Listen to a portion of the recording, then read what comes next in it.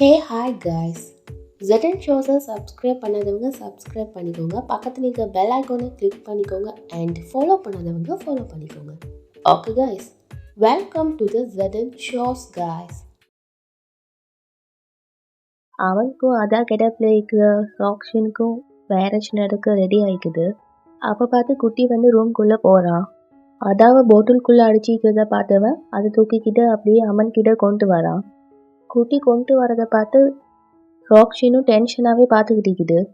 அமன் என்னாண்டா அதை வாங்கி பக்கத்தில் வச்சிடுறான். அதை பார்த்து தான் ராக்ஷின் கொஞ்சம் காம் ஆகுது.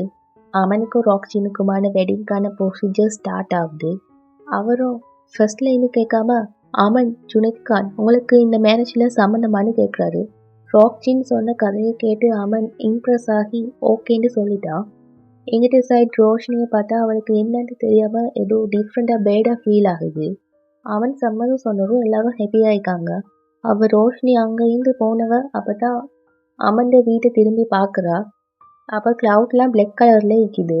அதை பார்த்துட்டு ரோஷினி, இந்த வானத்து மேகம் இவ்வளோ கருவு மேகமாக அவங்க வீட்டை திடீர்னு சூழ்ந்திக்கி, ஒருவேளை அவங்க வீட்டுக்கு ஏதாச்சும் ப்ராப்ளம் வரப்போகுதா என்ன அப்படின்னு ரோஷினி அந்த பிளாக் கலர் க்ளவுடை பார்த்து காய்ச்சிக்கிட்டே இருக்கா.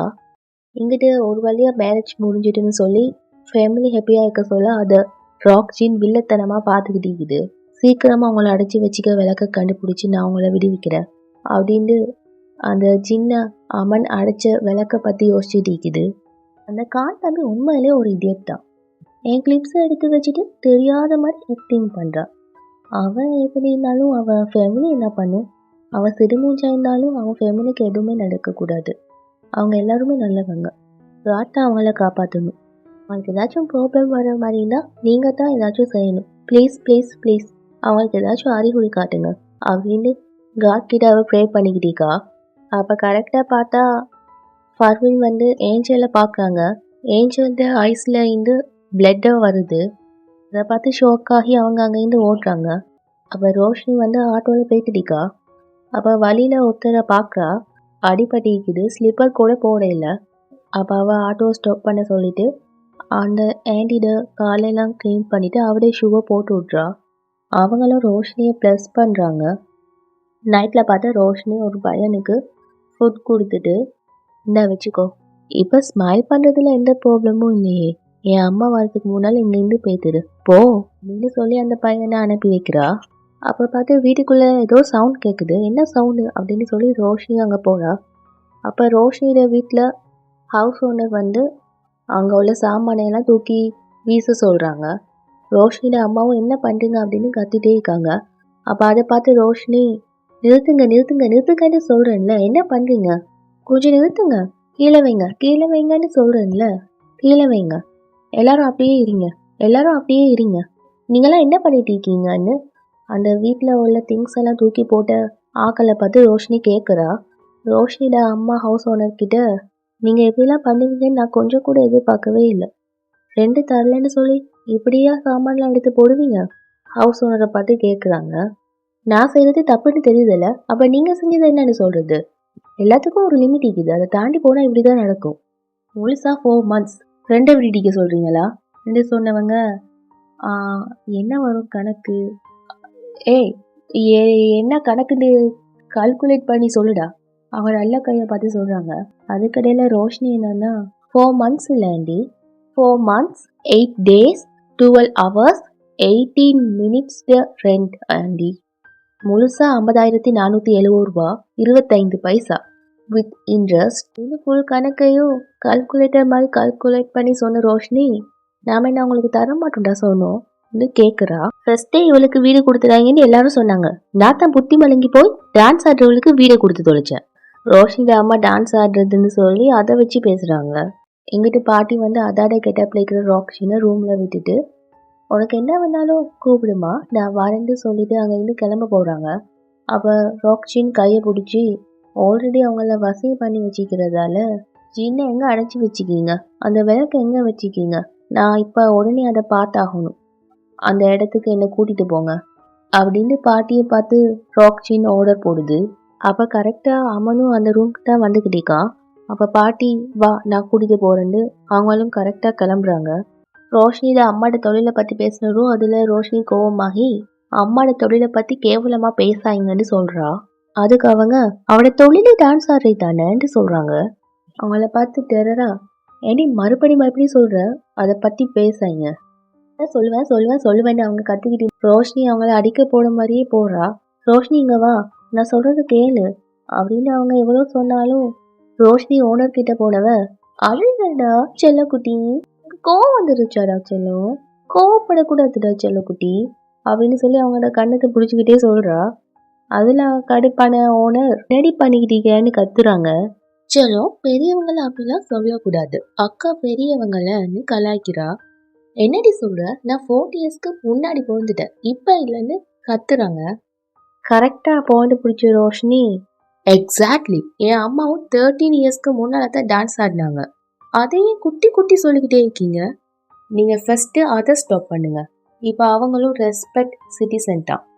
நானும் அம்மாவும் ஃபாஸ்ட்டாக பேக்கரி ஸ்டார்ட் பண்ண போகிறோம். அதனால் உங்களோட 1916 ட்ராமாவை மொத்தமாக க்ளோஸ் பண்ணுங்க. ரோஷினி அம்மாவை விட்டு கொடுக்காமே பேசிட்டிக்கா. இப்போ வேணா நீங்கள் டான்ஸ் ஆடாமல் இருக்கலாம், ஆனால் ஒரு காலத்தில் டான்ஸ் ஆடிட்டு தானே இருந்தீங்க. இப்போ கூட உங்கள் அம்மா வீட்டுக்கெல்லாம் பொண்ணுங்கள்லாம் அனுப்பி வச்சுட்டு தான் இங்க. அவள் எதுக்கு லாஸ்ட்டாக உங்கள் பொண்ணோட ஃபங்க்ஷனுக்கு எங்கள் அம்மா மூலமாக டான்ஸர்ஸை கூப்பிட்டீங்க? இப்போவும் பார்ட்டி ஃபங்க்ஷன் நடந்துட்டு தான் இங்கே, அதுக்கு ஆக்கள் அனுப்புறது தான் எங்கள் அம்மாவோட வேலை. அந்த வேலைக்கு என்ன பேர்னு தெரியலன்னு அதை புரியுற மாதிரி நான் சொல்கிறேன். இவங்களை டான்ஸ் கோஆர்டினேட்டர்னு சொல்லுவாங்கன்னு சொல்கிறா. அவள் எவ்வளோ தான் சொன்னாலும் அவங்க கேட்காம உடஞ்ச ரெக்கார்டர்ட்டம் திருப்பி அதே தான் அவங்க சொல்லிட்டு இருக்காங்க. இதை கேட்டு கடுப்பானவ, உங்களை மாதிரி லட்சக்கணக்கான பேர் இந்த மாதிரி தான் பேசிக்கிட்டு இருக்காங்க, ஆனால் இதெல்லாம் பொறுக்க முடியாதுன்னு அவங்கள அடிக்க போகிற மாதிரியே போகிறா.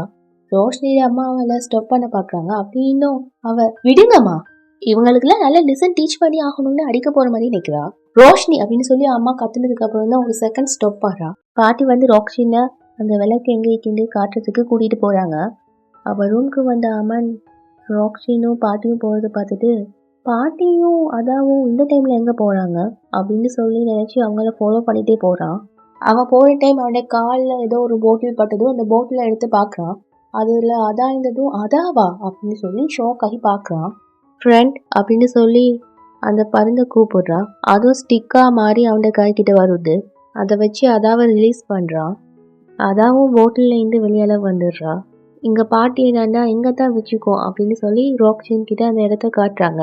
இன்னும் ஏன் டைம் வேஸ்ட் பண்ணுறீங்க, தோண்டுங்கன்னு பாட்டிக்கு ஆர்டர் பண்ணுறா. பாட்டியும் தோண்ட ஸ்டார்ட் பண்ணுறாங்க. இந்தாங்க இந்த செக்கை எடுத்துக்கோங்க. பாட்டிக்கு அட்வான்ஸாக இந்த செக் தந்தாங்க. இதில் 51,000 நிற்கிது, அதை உங்களோட அக்கௌண்ட்டில் எடுத்து போட்டுக்கோங்க அப்படின்னு சொல்லி ஒரு செக்கை நீட்டுறாங்க. ஓனரும் டவுட்டாகவே பார்த்ததும், யோசிக்காதீங்க, இது கிளியர் ஆகும் அப்படின்னு சொல்லி ரோஷினியோட அம்மா செக்கை கொடுக்குறாங்க. அதை வாங்கினவங்க, இது கிளியர் ஆகாமல் போகட்டுமே, அடுத்த நிமிஷம் உங்கள் 2 பேரையும் ரோட்டில் நிற்க வச்சிருவேன் சொன்னவங்க கையாலையெல்லாம் கூட்டிகிட்டு போகிறாங்க. அப்போ பாட்டி ஃபுல்லாக தோண்டி முடிச்சுட்டு பார்த்துட்டு சொல்கிறாங்க, இங்கே இந்த விளக்க காணும் அப்படின்னு சொல்கிறாங்க. அதை கேட்டு கடுப்பான ரோக்ஷின், கிளப்பி என்கிட்டே உன் பெர்ஃபார்மன்ஸை காட்டியா, நீங்கள் வச்சுக்க அந்த விளக்கு என் கைக்கு வந்தாகணும் அப்படின்னு பாட்டியை பார்த்து மிரட்டுது. விளக்கு நான் இங்கே தான் போய்க்க சொன்னேன், அது எப்படி காணாமன்னு இழுக்கிறாங்க. அப்போ கரெக்டாக அமன் வந்து விளக்கு என்கிட்ட தான் இங்கி அப்படின்னு சொல்லி சொல்கிறான். ரோக்ஷின் இது எப்படி நடந்துச்சு அப்படின்னு கன்ஃபியூஸ்டாகவே பார்க்குது. அங்கேருந்து அப்படியே கரெக்டாக ஃப்ளாஷ்பேக்கு போனால் ஏஞ்சல் ஐஸில் இருந்து பிளட் வந்ததை பார்த்துட்டு ஃபர்வின் வந்து அமன் கிட்ட சொல்கிறாங்க, எனக்கு என்னமோ கன்ஃபியூஸ்டாகவே இருக்கி, ஜிண்ட தாக்கம் இன்னும் இங்கேருந்து போவையில்லைன்னு நினைக்கிறா அப்படின்னு சொல்கிறாங்க.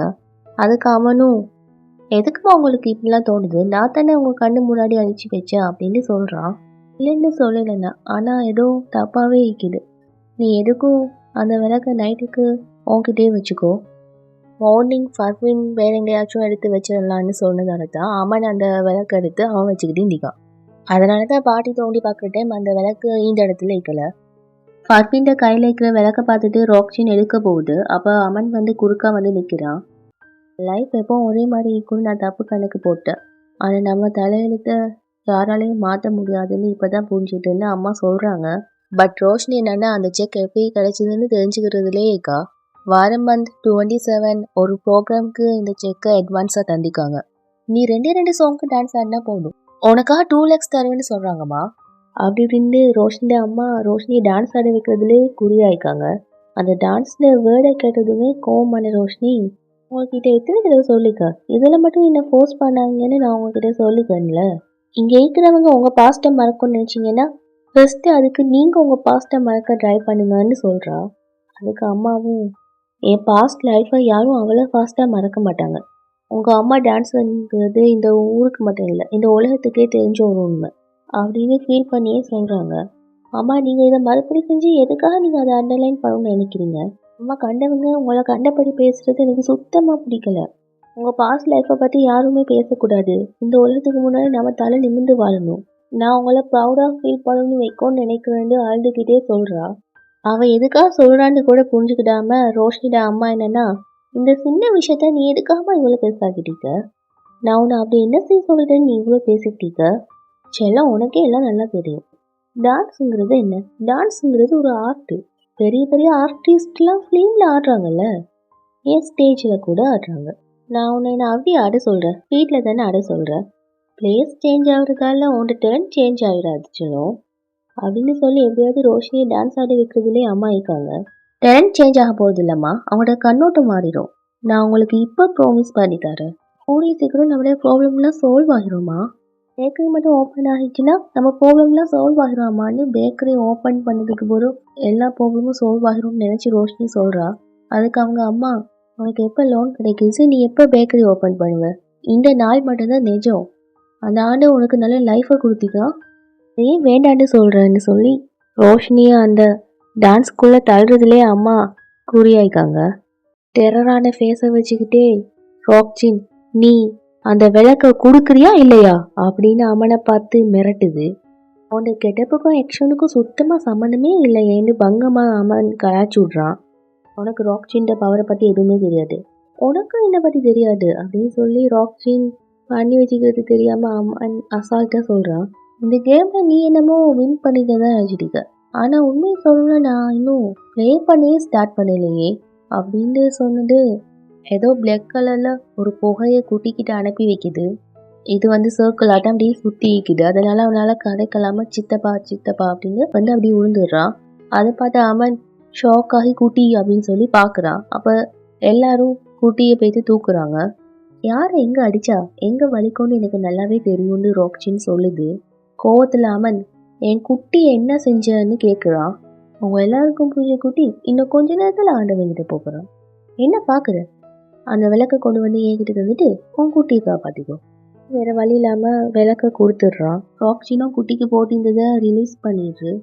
அப்போ தான் அங்கே இருக்கிற எல்லாருக்குமே உயிரே வருது. ராக்ஜினும் அங்கேருந்து மறைஞ்சிடுது. அதோட பாட்டியும் வசியத்துலேருந்து வெளியால் வந்துடுறாங்க. வசியத்துலேருந்து வெளியால் வந்த பாட்டி, இங்கே எல்லாரும் என்ன செஞ்சுட்டு இருக்கீங்க? அமன், எல்லாரும் இங்கே என்ன செஞ்சுட்டு இருக்கீங்கன்னு கன்ஃபியூஸ்டாகவே கேட்குறாங்க. கிடைக்கும் போது நானும் இதெல்லாம் ஒரு வேலையான்னு நினச்சிருந்தேன்னா உன்னை வளர்த்திக்க முடியாது. எல்லா பெரிய மனுஷங்களுக்கு முன்னாடியும் ஆடி ஆடி தான் நான் உன்னை வளர்த்தேன். உங்கள் அம்மா உனக்காக எவ்வளோ செஞ்சுக்கன்னு யோசிச்சியா? உன்னை ஒன்று செய்ய சொன்னா நீ வாய்க்கு வந்ததெல்லாம் பேசிக்கிட்டீங்கல்ல. டான்ஸ் ஆடுறது உனக்கு மான பிரச்சனை இல்லை. இன்னைக்கு கூட இதெல்லாம் எனக்காக செய்ய சொல்லலை, உனக்காக தான் செய்ய சொல்கிறேன். எனக்கு ஒன்றும் இல்லை, நான் வேட் ஃபார்மில் கூட லைஃப்பை வாழ்ந்துட்டு போயிடுவேன். ஆனால் நீ வயசு பொண்ணு, உனக்கு எல்லா வசதியும் தேவைம்மா. ஒருவேளை நீ உங்கள் அம்மா நடுத்தருக்கு வரணும்னு நினச்சா எனக்கு அதுலேயும் சம்மதம் தான். என் தலையெழுத்தில் நான் நடுத்தருக்கு வரும்னு எழுதினா அதை தாங்கிக்கிறத தவிர வேற வழி என்ன ஆகிக்கின்னு. இதை பார்த்து ரோஷினி, ப்ளீஸ் அழாங்கம்மா அப்படின்னு சொல்கிறான். ராக்ஜினும் விளக்க கையில் வச்சுக்கிட்டு விளக்குக்குள்ளே இருக்கிற ஜின் வெளியே வரணும்னு அதோட மெஜிக்க சொல்லுது. அந்த விளக்குக்குள்ளே இருந்து ஜின்னும் வரல, பூதமும் வரல, ஏன் காற்று கூட வரல. ஏன்னா அமன் கொடுத்தது அந்த விளக்கு இல்லை. விளக்குள்ளே இருக்கிற ஜின் உடனே வெளியே வரணும். திருப்பியும் ராக்ஜின் ஹெவியாக கத்துது. அப்படியும் வராமல் தரும். அதை போட்டு குலுக்கி பார்க்குது. கை மிஸ் ஆகி விளக்கு கீழே விழுந்ததுக்கு பிறகு தான் தெரியுது எம்டி விளக்குண்டு. பார்த்து கடுப்பாகி ராக்ஜின் நின்றுக்கிட்டிக்குது. ஃபர்வின் சொல்கிறாங்க, ஜின் தனக்கு ஏற்பட்ட ஏமாற்றத்தை மறக்காதாமன், அதான் இந்த வீட்டில் இருக்கிறது ரொம்ப இம்பார்ட்டன்ட் ஆச்சுன்னு சொல்கிறாங்க. இல்லைம்மா, இது ஏண்ட ப்ராப்ளம். இந்த டைம் நம்ம செய்ய வேண்டியது அதாவை அவள் வீட்டுக்கு சேஃபாக அனுப்பி வைக்கிறதுன்னு சொல்கிறான். அதாவை வீட்டில் இருந்து கூட்டிகிட்டு போக சொல்லி அதோட அப்பாவை வர சொல்லியிருக்காங்க. அவரும் அதாவை எங்கள் கூட கூட்டிகிட்டு போகிறதா அப்படின்னு சொல்லி கன்ஃபியூஸ்டாகவே கேட்குறாரு. இப்போ தானே மேரேஜ் முடிஞ்சுது. அதுக்குள்ளே அதாவ வீட்டில் இருந்து கூட்டிகிட்டு போனால் ஊரில் உள்ளவங்க என்ன நினைப்பாங்க? ஏன் அதான் ஏதாச்சும் தப்பு பண்ணிட்டாளான்னு கேட்குறாரு. இல்லை இல்லை இல்லை, அப்படிலாம் எதுவும் இல்லை. நீங்கள் அப்படி ஒன்றும் நினைக்காதீங்க. எதுக்காக சொல்கிறோன்னா, அதான் கொஞ்சம் உடம்பு சரியில்லாமல் இருக்கால. அதுவும் இல்லாமல் இந்த வீடு கொஞ்சம் அவளுக்கு புதுசாக இருக்கும். அவள் கொஞ்சம் ரிலாக்ஸ் ஆகிக்கொண்டு தான் கூட்டிகிட்டு போங்கன்னு சொன்னேன்னு பாட்டி சமாளிக்கிறாங்க. புறாக்கு அடிப்பட்டிக்கு போல. அதை ரோஷனை எடுத்து வச்சுட்டு, என்ன புறா நீ லீவு நாள்லாம் வெளியே வரக்கூடாதுன்னு தெரியாதா அப்படின்னு அது கூட பேச்சுவார்த்தை நடத்திக்கிட்டீக்கா. அப்போ அங்கே வந்த ரோஷனிட அம்மா, இன்னும் என் மேலே கோவம் இருக்கல. என் செய்கையெல்லாம் தப்புன்னு நீ நினச்சிட்டீங்க இல்லை? நீ என்ன வேணாலும் நினச்சிக்கோ. என் கவலையெல்லாம் என்ன பற்றி இல்லை, உன்னை பற்றி தான். ஒவ்வொரு நிமிஷமும் உன்னை பற்றி யோசிப்பேன். உன்னை மேரேஜ் பண்ணி வைக்க காட்டியும் நான் நடுத்தருக்கு வரக்கூடாது. எனக்கு எப்போவுமே ஒரே ஒரு கனவு தான் வந்துச்சு. அந்த ஆண்டவர் என் தலையில் என்னென்னமோ எழுதி வச்சுக்கா. ஆனால் என் குழந்தையோட வாழ்க்கை நல்லா அமையும்னு யோசிப்பேன்னு அம்மா வாய்ப்பு வந்ததெல்லாம் உருட்டுறாங்க. அப்போ அம்மன் வந்து அதாவை பார்க்கறதுக்கு ரூமுக்கு வாரான். அவள் டயர்டாக இருந்ததும் ஐ ஓகே அப்படின்னு கேட்குறான். அப்புறம் அவளும் அப்படின்னு சொல்கிறா. தேங்க்ஸ்ன்னு சொல்கிறான். அவளும் எதுக்கு அப்படின்னு கேட்குறா. அதாவையில் ராக் சின்னத்தை மேரேஜ் பண்ணணும்னு அம்மனுக்கு தெரியாததால என்ன மேரேஜ் பண்ணிக்கிட்டதுக்கு உன்னை ப்ரொடெக்ட் பண்ண வேண்டியது ஏண்ட கடமை தான். பட் நான் அந்த வேலையை ஒழுங்காக பண்ணலன்னு எனக்கு தெரியும்னு சொல்கிறான். அதுக்காக அமன்ட்டு சொல்லி அவனை ஸ்டாப் பண்ண ட்ரை பண்ணுறா. அப்போவும் அவன் இது ஏண்ட தப்பு தான்னு தெரியும். திஸ் மை ஃபோல்டா. என்னால் உனக்கு ப்ராப்ளம் வந்துக்கவே கூடாது. நான் நேற்றே மேரேஜை வேணான்னு சொல்லிக்கணும். ஆனால் நான் அதை பண்ணலை. அஃப்கோர்ஸ் நீ இப்போ ரொம்ப பயந்துப்பேன்னு எனக்கு தெரியும். அதுக்காட்டியும் நீ ஓ வீட்டில் தான் இருக்கிறது கரெக்டாக இருக்குன்னு அவன் சொல்லிக்கிட்டே போகிறான். அப்போவும் அதான் ஸ்டாப் பண்ண ட்ரை பண்ணுறா. அவன் என்னன்னா இங்கே எல்லாம் சரியானதுக்கப்புறம் நானே வந்து கூட்டிகிட்டு போகிறேன்னு சொல்கிறான். ஆனால் அவன்னு அப்போவும் அவன் சொல்கிறா, ட்ரஸ்ட் மீ, நீ எதுவும் சொல்ல வேணாம், நான் எல்லாத்தையும் சரி பண்ணுவேன்னு சொல்கிறான். இன்றைக்கி உனக்கு என்கேஜ்மெண்ட். ஒரே ஒரு முறை யோசிச்சு பாரு. அன்றைக்கி அவங்க உன்னை வீட்டை விட்டு வெளியே அனுப்பியிருந்தாங்கன்னா இன்றைக்கி உனக்கு இந்த சம்மந்தம் கிடைச்சிக்காதுல்ல. என்னால் புரிஞ்சிக்க முடியுது. உங்கள் அம்மா பாஸ்ட் லைஃப்பில் நான் செஞ்சுட்டு இந்த வேலையை நீ வெறுக்கிற. நீ புகுந்த வீட்டுக்கு போய்த்தனுவையே இந்த கெட்ட பேர் அவமானம் எல்லாம் உன்னை விட்டு போய்த்துடும். அது நடந்ததுன்னா இந்த சொசைட்டி உன்னை நல்ல குடும்பத்தை மருமகளாக பார்க்கும். எவ்வளோ கஷ்டம். உன்னை சுற்றிக்கிட்டு இந்த அசிங்கம் உன்னை விட்டு விலகிரும் அப்படின்னு அவங்களையே ப்ளேம் பண்ணி சொல்கிறாங்க. நான் எப்போவும் அப்படி நினச்சது இல்லாமா. ஐ எம் ப்ரௌட் ஆஃப் யூமா. நான் உங்களை நினச்சி எப்பவும் ப்ரௌடாக தான் ஃபீல் பண்ணிக்க. வெளியிலேருந்து வேடிக்கை பார்க்குறவங்களுக்குலாம் நீங்கள் டான்ஸ் ஆடுறவங்கன்னு மட்டும்தான் தெரியும். உங்கள் தங்கமான மனசு தெரியாது. அந்த மனசு தான் ஆத்தோடு மெரிஞ்சிட்டு வந்த ஒரு குழந்தைய மார்போட வாரி அணைச்சிது. நான் உங்களை நினச்சி ப்ரௌடாக ஃபீல் பண்ணுறேம்மா. நீங்கள் தப்பானவங்க கிடையாது. என் அம்மா தப்பானவங்க கிடையாது. அப்படியே அழுதுகிட்டே ரோஷினி அம்மாவை ஹக் பண்ணுறா. அப்படி சொன்னவ அழுதுகிட்டே அம்மாவை ஹக் பண்ணுறா. ரோஷினியோட அம்மாவோட முகத்தை பார்த்தா ஒரு வில்லங்க ஒன்று தெரியுது. அப்போ வந்து ஃபர்வீன், பாட்டி, பேபிமா எல்லாரும் சேர்ந்து அதாப்பா வழி அனுப்பி வைக்கிறாங்க. அதோட அப்பா அம்மன்ட வீட்டிலேருந்து அவட வீட்டுக்கு கூட்டிகிட்டு போகிறாரு. அதாவும் அம்மனை பார்த்துக்கிட்டே போகிறா. ரோஷினி ரெடியாகி ப்ரிட்டியாக வந்து நிற்கிறா. அதை அவட அம்மா பார்த்துட்டு, அடடா எவ்வளோ அழகா இருக்க, உனக்கு திஷ்டி வைக்கணுடி அப்படின்னு காம்ப்ளிமெண்ட் சொல்கிறாங்க. ரோஷினி அவளை தான் சொல்கிறாங்கன்னு நினச்சி ரோஷினி திரும்பி பார்த்தா அவங்க என்னென்னா மிரரை பார்த்துட்டு அவங்களே புகழ்ந்துட்டிருக்காங்க. என் கண்ணே பற்றும் போல, நீ பண்ணுறதெல்லாம் நல்லா வாங்கி பொண்ணுக்கு அம்மாவானதுக்கு அப்புறமும் அவளுக்கு தங்கச்சி மாதிரி தெரியல அப்படின்னு அவங்க மிரரை பிடிச்சி டார்ச்சர் பண்ணிக்கிறத பார்த்து சகிக்கலாமல் ரோஷினி அம்மா அப்படின்னு கத்துறா. அம்மாவும் எதுவும் நடக்காத மாதிரியே ஆக்ஷன் கொடுக்குறாங்க. ரோஷினியும் நீங்கள் அங்கே என்ன பண்ணிட்டு இருந்தீங்க அப்படின்னு கேட்குறா. அதெல்லாம் விடு, உன் ஃப்ரெண்டு ஃபரா வரேன்னு சொல்லியிருந்தாலே அவள் எங்கே அப்படி கேட்க கரெக்டாக ஃபராவும் வரா. அதை பார்த்துட்டு ரோஷினி இதோ வந்துட்டாளே அப்படின்னு சொல்கிறா. ஃபரா சமோசாவோடைய என்ட்ரி கொடுத்தவ ரோஷினியை ஹக் பண்ணிட்டு ஹாய் நீ இன்றைக்கி ரொம்ப அழகாய்க்கடி அப்படின்னு சொல்கிறா. அதை கேட்டு ரோஷினி வெக்கப்பட்டுட்டு தேங்க்யூன்னு சொல்கிறா. ஃபரா ரோஷினியோட அம்மாவை பார்த்துட்டு இது கூட ரொம்ப ஹாட் ஆகுதாடின்னு சொல்கிறா. அவங்களதான் சொல்கிறேன்னு நினச்சிட்டு தேங்க்யூமா அப்படின்னு சொல்கிறாங்க. நான் ஹோட்டல்னு சொன்னது சமோசாவை. அவங்கள போட்டு டீஸ் பண்ணிக்கிட்டீக்கா. நான் அப்படியே உனக்கு ஒரு அறை வச்சுன்னு வை அப்படின்னு அடிக்க போகிறாங்க. கரெக்டாக மாப்பிள்ளை வீட்டுக்காரங்க வந்ததும் ஃபராவும் அதான் மாப்பிள்ளை வீட்டுக்காரங்க வராங்க அப்படின்னு சொல்லி அவங்கள டைவர்ட் பண்ணி விட்றா. ஆனால் தான் நம்மளோட கடைசி நம்பிக்கை ஆயிட்டாமன். இப்போ நீ அவளையும் போக விட்டுட்ட அப்படின்னு ஃபர்வீன் சொல்கிறாங்க. மேரேஜ் முடிஞ்ச உடனே நீ அவளை வீட்டை விட்டு அனுப்புனது என்னமோ எனக்கு அபசகுனமாக தான் தெரியுதுன்னு பேபிமா சொல்கிறாங்க. பாட்டி அதான் இந்த வீட்டில் மருமகளே இல்லை. பாட்டி சொல்கிறாங்க, ஏன்னா ராக்சீனுக்கும் அமனுக்கும் தானே மேரேஜ் நடந்துச்சு. அதை வச்சு சொன்னதும் ஃபர்வீன் கன்ஃபியூஸ்டாகவே, என்னம்மா சொல்கிறீங்க, அதான் இந்த வீட்டு மருமகள் இல்லையான்னு கேட்குறாங்க. ஆமாம்மா, அவங்க 2 பேருக்கும் மேரேஜே நடக்கலை. இது அவங்க முன்னாடி சொல்ல வேண்டான்னு ஈந்துட்டேன். அதான் இங்கே வந்ததுலேருந்து நம்ம ஃபேமிலியால் ஏகப்பட்ட கஷ்டத்தை அனுபவிச்சிட்டா. இப்போவும் பாவம் அவள் ரொம்ப அதிர்ச்சியில் தான் இருக்கா. அது ஃபஸ்ட்டு அவளுக்கு க்யூர் ஆகட்டும், அதுக்கப்புறமா இந்த விஷயத்த பேசிக்கலாம்னு இருந்துட்டேன்னு பாட்டி சுற்றி வளைச்சி சொல்கிறாங்க. அமனும், நீங்கள் என்ன விஷயத்த சொல்கிறீங்கன்னு கேட்குறான். இன்னைக்கு என் கூட ராக்சீன், அதான் இல்லை ராக்சீன் கூட தான் மேரேஜ் நடந்தது அப்படின்னு சொல்லி பாட்டி எல்லாத்தையும் சொல்கிறாங்க.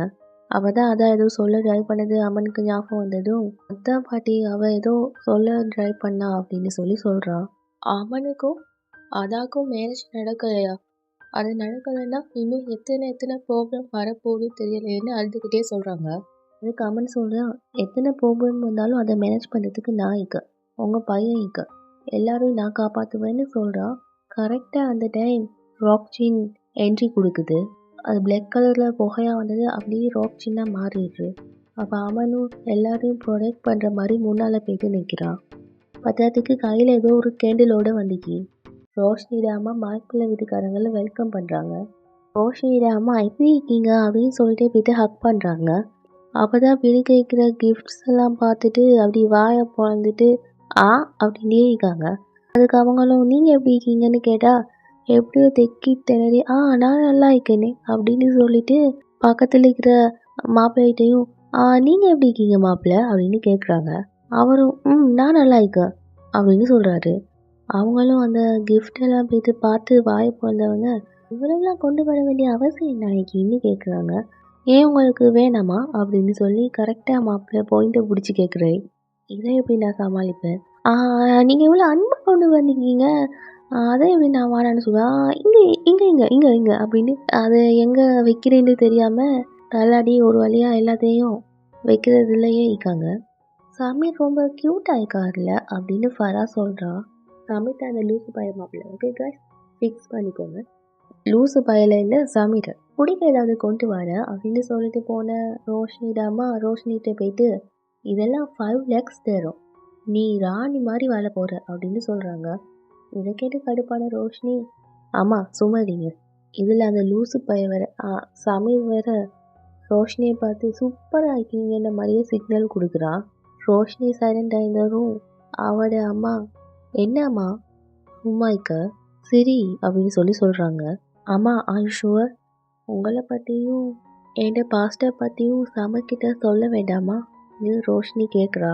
பாஸ்ட் லைஃப் சல்மாவோட முடிஞ்சு போயிடுது, நீ இனி உன் ஃப்யூச்சரை மட்டும் திங்க் பண்ண போதும் அப்படின்னு ரோஷினியை சமாளித்தவங்க, ஓகேவா நான் உன்னை மாப்பிள்ளைக்கு இன்ட்ரடியூஸ் பண்ணி வைக்கிறேன்னு அவர்கிட்ட ரோஷினியை கூட்டிகிட்டு போகிறாங்க. சின்ன ஏமாத்தினா என்ன ஆகணும் உங்களுக்கு தெரிஞ்சிருந்தா என்னை ஏமாத்தோன்ற எண்ணமே உங்களுக்கு வந்திக்காது. நானும் ஒரு மனுஷியாக தான் இருந்தேன், ஆனால் ஜின்கிட்ட நான் பணக்காரி ஆகணும்னு வரம் கேட்டேன், அதை ஏமாற்றவும் ட்ரை பண்ணேன். அதோட விளைவாக தான் நான் ராக்சீனாக மாறிட்டேன்னு அதோட வாழ்க்கை வரலாறை பற்றி சொன்னது. எனக்கு என் லைஃப் திரும்ப கிடைச்சிக்கும், ஆனால் நீங்கள் எல்லாருமா சேர்ந்து கெடுத்துட்டீங்கன்னு ராக்சீன் சொல்லுது. பாட்டி அங்கேருந்து முன்னால் போயிட்டு, எனக்கு இந்த நிலைமை வந்துட்டீங்கன்னா அதுக்கு முழுக்க முழுக்க நீ தான் பொறுப்பு, நீ ஜின்கிட்ட ஹெல்ப் கேட்டேன்னா அதுக்கு நாங்கள் என்ன செய்ய முடியும், இப்போ எதுக்கு எங்களை காரணம் காட்டுற, பேராசை என்னைக்கும் பெரு நஷ்டம் தான் அடையும், நீ செஞ்சதுக்கான விளைவுகளை நீ தான் அடைஞ்சாகணும்னு பாட்டி சொல்கிறாங்க. எனக்கு அட்வைஸ் பண்ணாத, உன்னை பற்றி கவலைப்படு, சிக்கிறது ஜின்கிட்டேருந்து யாராலையும் தப்ப முடியாது, அம்மாவாசை நைட்டுக்கு கண்டிப்பாக திரும்ப வரும், அதுவும் உனக்காகன்னு அம்மனை பாயிண்ட் பண்ணி காட்டுது ராக்சீன். ரோஷினி கேரக்டர்வா அப்படின்னு சொன்ன பாரா. அதுக்கப்புறம் தான் சமீர் ரோஷினியோட இல்லைங்கிறத நோட்டீஸ் பண்ணவ, நீ ஏன் தனியே நிற்கிறேன்னு ரோஷினிக்கிட்டே கேட்குறா. சமீர் அங்கே அப்படின்னு சொல்லி சிக்னல் காட்டுறா. ரோஷினியை பார்த்து 5 minutes சொன்னவன் அங்கிட்டு திரும்பின்னு ஏன் கால் பண்ண அப்படின்னு கேட்குறான். அதுக்கு அந்த லேடி, நீங்கள் எப்போ வருவீங்கன்னு கேட்கத்தான் கால் பண்ணேன்னு சொல்கிறாங்க. ஆக்சுவலி நிறைய ஒர்க் இருக்கு, லேட் ஆகிடும், டுமாரோ தான் வர முடியும்னு ஆள் இல்லாத கடையில் டீ ஆத்துற மாதிரி இல்லாத ஒர்க் ஈக்கிற மாதிரி சொல்கிறான். நீங்கள் பண்ணுறதுக்கே உங்கள் வேலை உங்கள் செகண்ட் ஒய்ஃப் மாதிரி ஆகிட்டேன்னு அந்த லேடி சொல்கிறாங்க. இதுலேருந்து உங்களுக்கு தெரிஞ்சுக்கும் இவங்க தான் இவன் ஃபர்ஸ்ட் ஒய்ஃப்னு. அவன் என்னென்னா ரோஷினியை லுக் விட்டுட்டு ஃபர்ஸ்ட் ஒய்ஃபை விட செகண்ட் ஒய்ஃபை ரொம்ப பிடிச்சிக்கேன்னு சொல்கிறான். ஃபஸ்ட்டு நீங்கள் உங்கள் விளையாட்டை கொஞ்சம் ஓரம் கட்டி வச்சுட்டு உங்கள் பையன்கிட்ட பேசுங்கன்னு சொல்லி பேபிக்கிட்ட கொடுக்குறாங்க. ஸோ அவனுக்கு ஒரு பேபி கூட இக்கி. அப்போ நீங்கள் நாளைக்கு வருவீங்க தானேன்னு அந்த பாபா கேட்குது. நாளைக்கு நான் ஷுவராக வருவேன், ஒன்று பார்க்குறதுக்காக வருவேன்னு சொல்கிறான். ஓகே பாய் அப்படின்னு சொல்லிட்டு திரும்பி பார்க்குறான். ரோஷினியோட அம்மா வந்து நிற்காங்க. நான் கதைச்சதை அவங்க கேட்டுப்பாங்களோ ஒன்று மாதிரியே ஒரு ஷாக்கான ரியாக்ஷனை கொடுக்குறான். அவங்களும் அவனை டெரரான ஃபேஸை வச்சு பார்த்துக்கிட்டிருக்காங்க. ரோஷினை பார்த்து அம்மன் சொல்கிறான், என்ன எப்படி பார்த்துக்கணுன்னு எனக்கு தெரியும், நீ கவலைப்பட வேணான்னு சொல்கிறான்.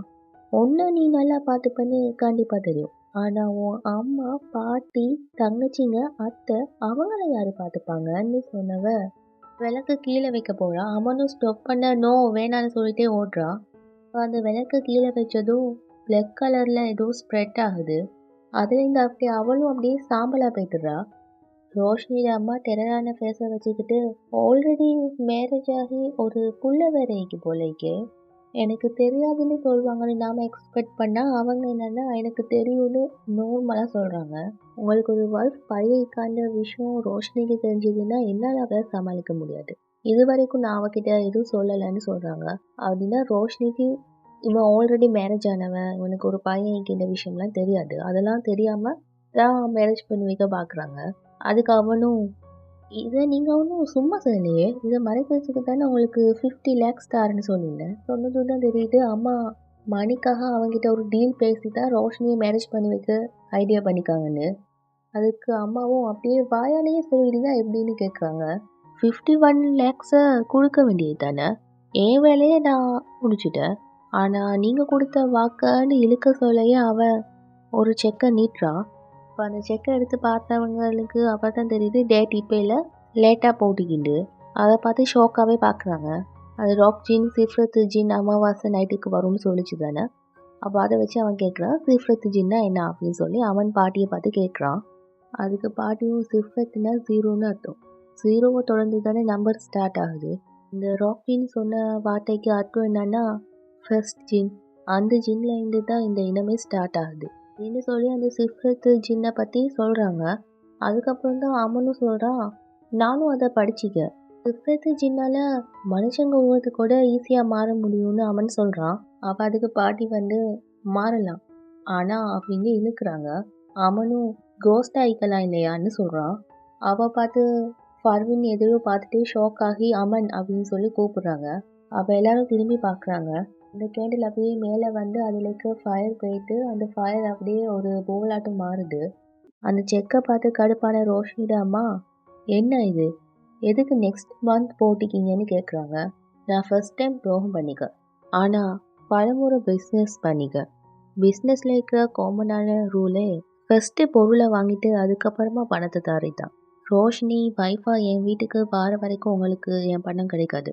ஒருவேளை அவளுக்கு என் ஃபர்ஸ்ட் ஒய்ஃபை பற்றி தெரிஞ்சா அவளை சமாளித்து என்னோட வாழ வைக்கிறதும் நீங்கள் தான் செய்யணும் மாமியாரேன்னு சொல்கிறான். அதுக்கு ரோஷினியோட அம்மாவும் சொல்கிறாங்க, இது தெரிஞ்சிச்சுன்னா அவளை நீங்களே சமாளிச்சுக்கிடுங்க, அவளுக்கு ஒரு பேக்கரி வச்சு தரேன்னு சொல்லுங்கள். மேலே வந்த கேண்டில் அப்படியே கீழே விழுந்து உடஞ்சிடுறு. அந்த ஃபயர் போலாட்டேங்கிறது ஃபர்வினை வந்து அட்டாக் பண்ணிடுறு.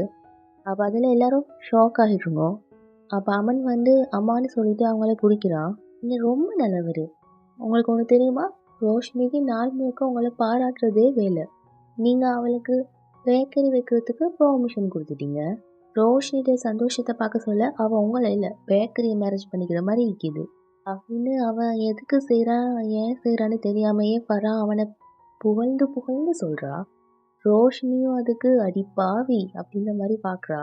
கரெக்டாக அந்த டைமில் பார்த்து லூசு சமீர் அவன் சொல்கிறான், you know what, I am very proud minded. Roshini bakery வைக்கணும்னு நினச்சா ஐ கோன சப்போர்ட் ஹர்.